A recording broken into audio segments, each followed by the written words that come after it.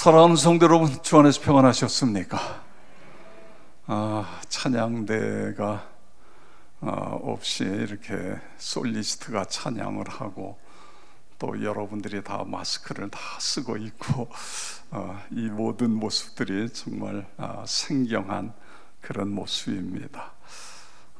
이게 아마 이런 게 영화로 아마 나올 수 있지 않나 그런 생각이 들어집니다. 속히 이 바이러스가 퇴치되도록 기도해 주시기를 바랍니다.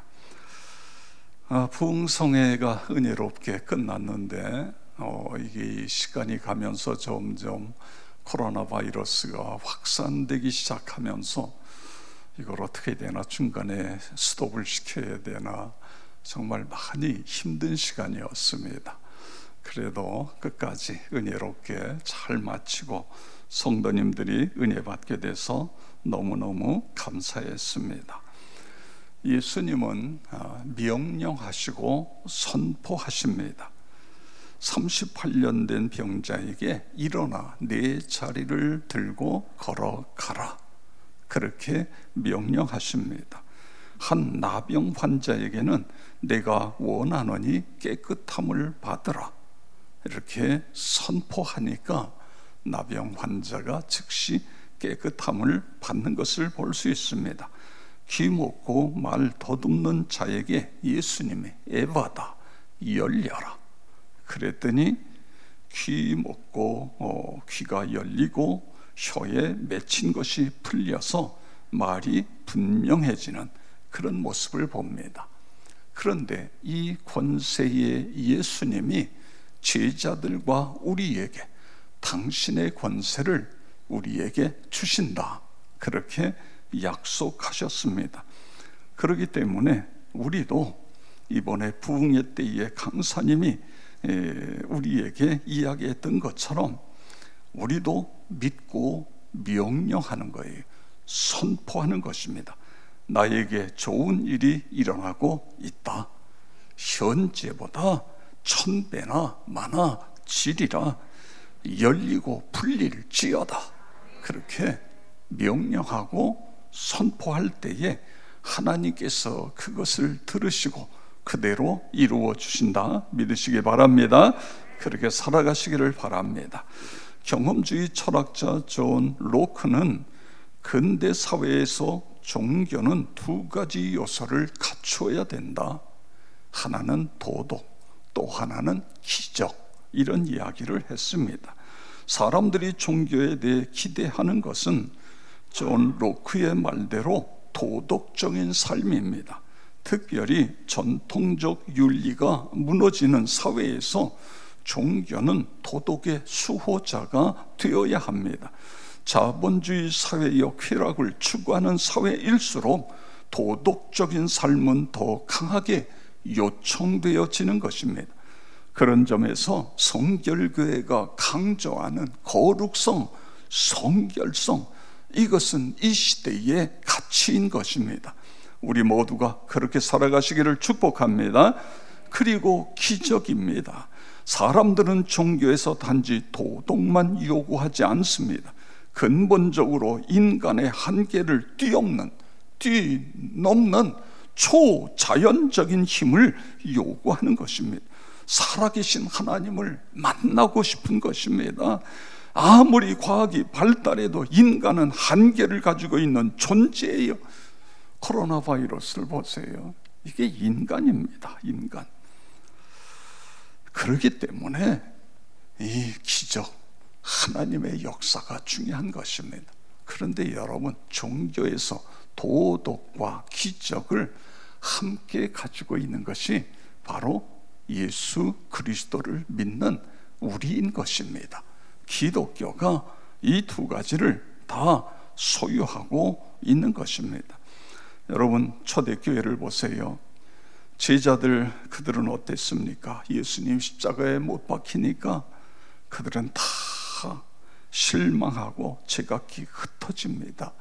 그런데 예수님이 부활하셨어요. 그래서 다시 저들이 모였습니다. 그런데 이 모임은 그냥 모여있는 그런 공동체일 것이죠. 그냥 단지 모임일 뿐입니다. 거기에 오순절 성령이 임하니까 이 모임이 활력 있는 모임, 살아 움직이는 공동체가 되어진 것입니다. 기적의 공동체가 되어진 것입니다.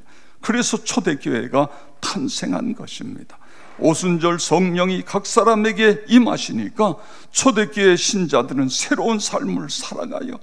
도덕적인 공동체, 성령의 능력으로 각종 기적을 체험하는 그런 공동체가 되어진 것입니다.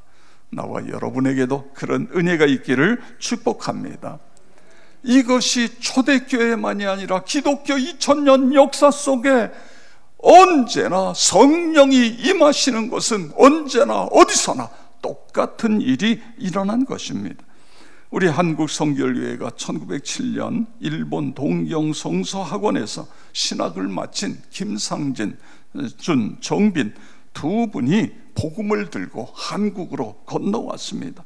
그들에 의해서 서울에서 성령의 운동이 일어납니다. 그러면서 성결교회가 폭발적으로 성장하고 부흥했습니다. 성령 운동은 삶의 구체적인 문제에 답을 주었던 것입니다. 인간의 근본 문제, 죄, 영생, 질병, 가난과 같은 그런 문제들이 함께 해결되었어요. 우리 영상을 보고 다 같이 함께 읽겠습니다.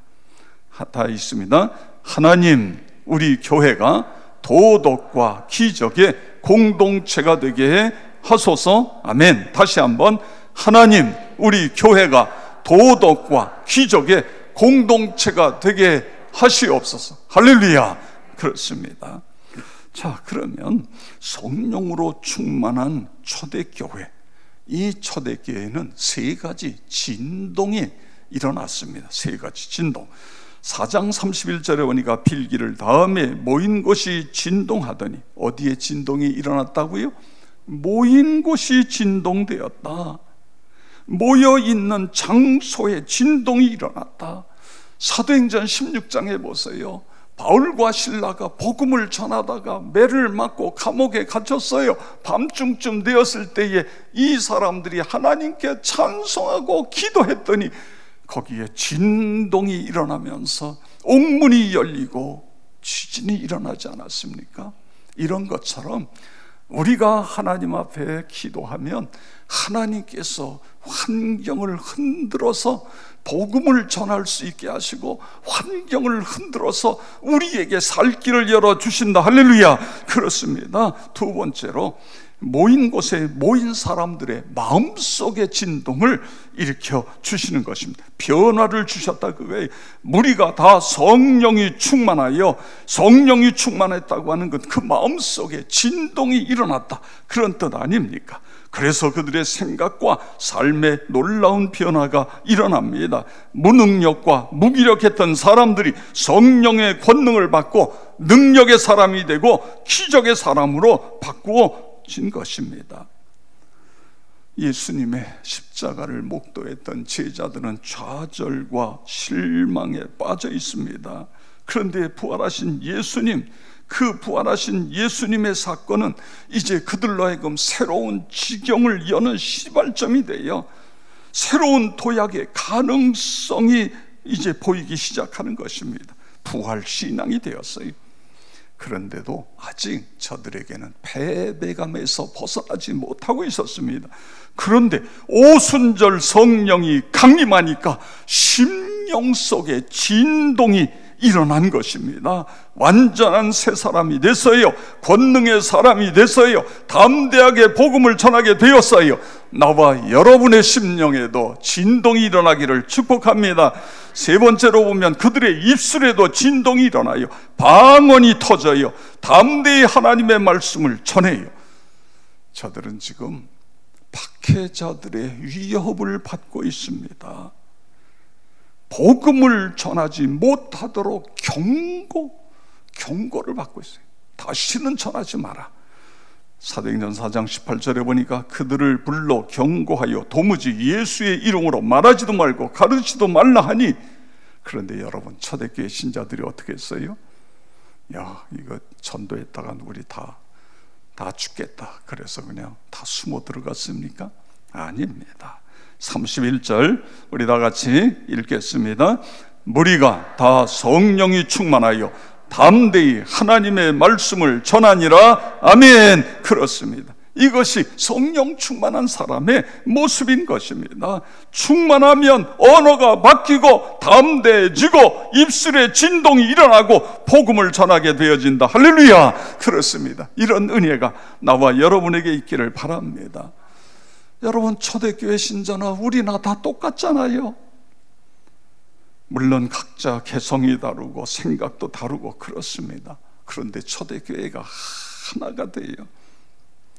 그리고 엄청난 박해를 받으면서도 담대하게 복음을 전해요. 그 비밀이 뭐죠? 성령의 임재예요. 성령의 충만한 것입니다.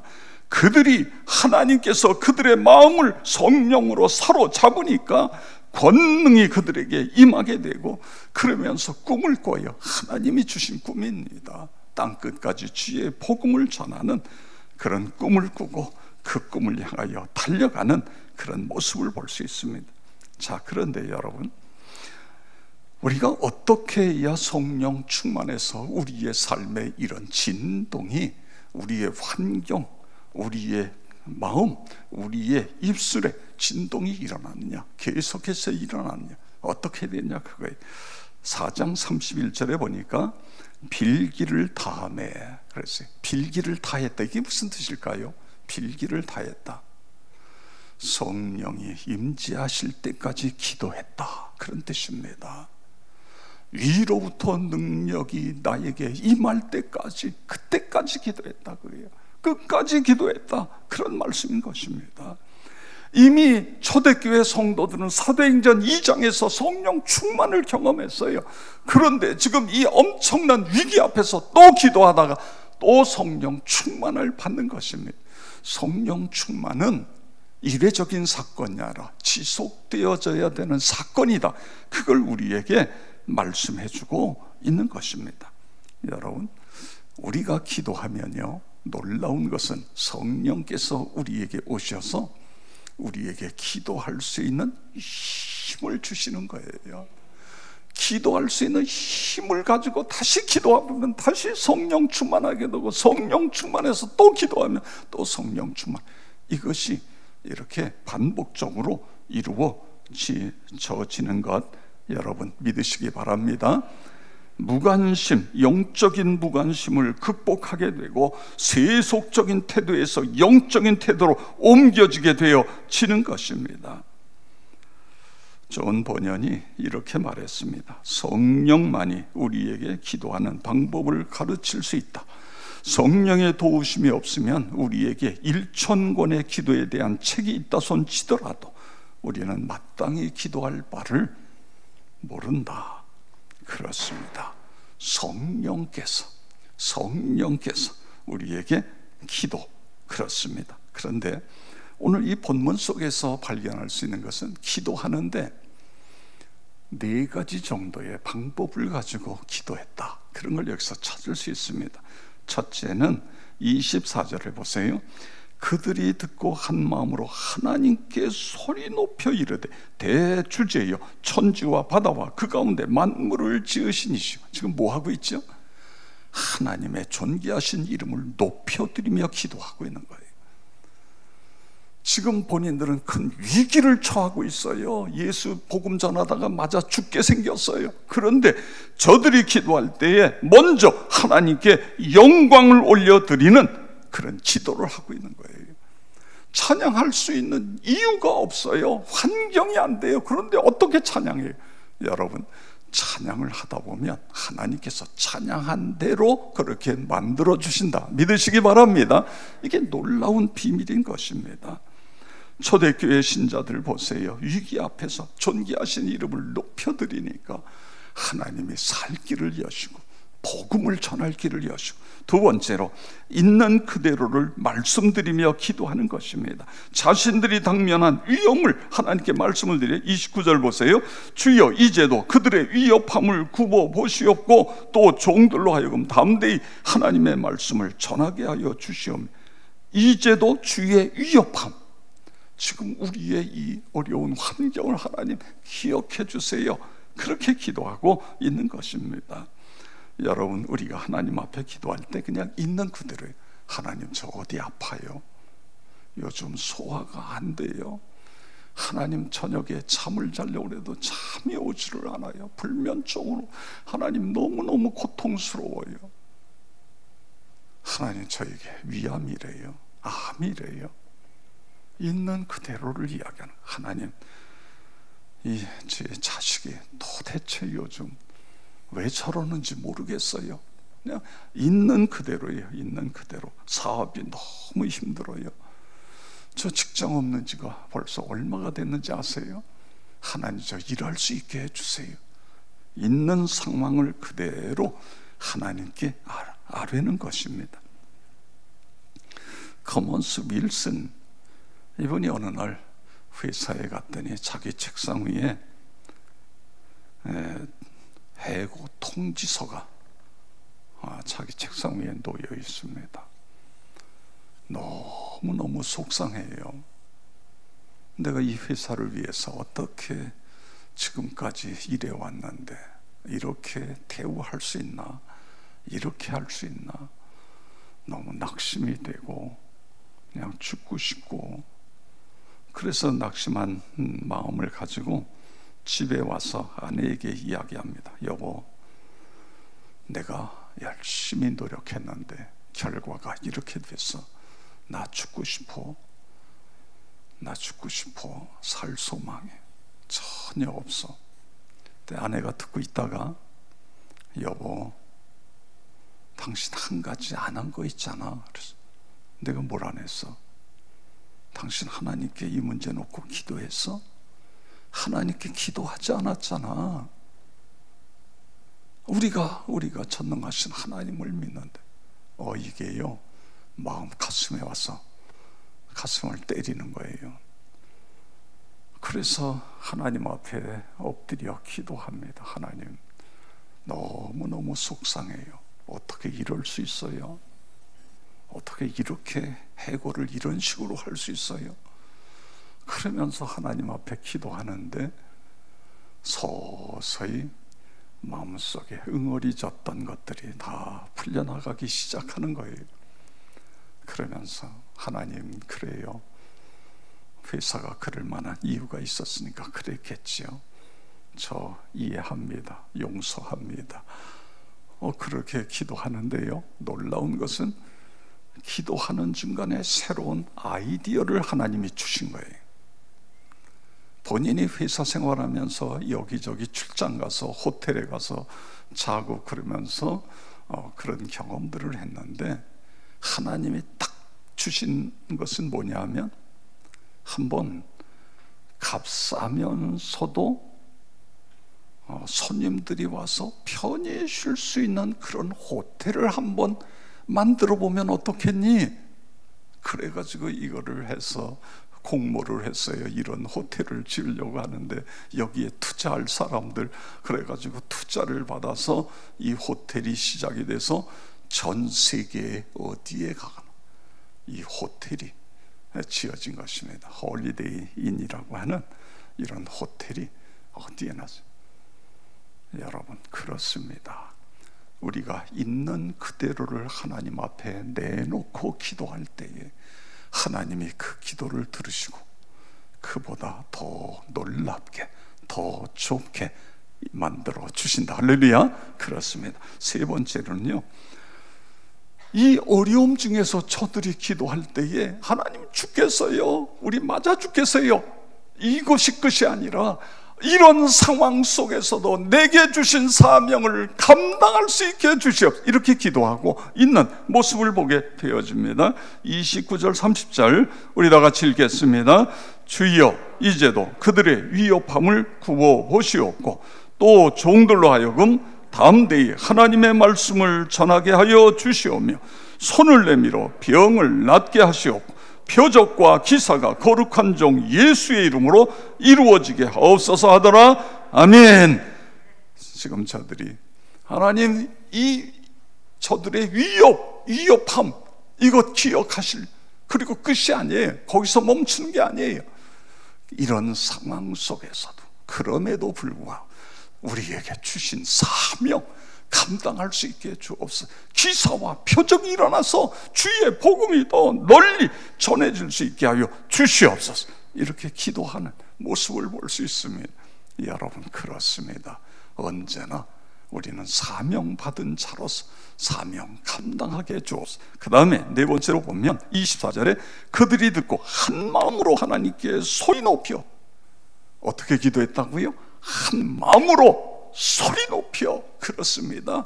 우리가 한 마음이 돼서 기도하는 것, 이것이 너무너무 중요한 것입니다.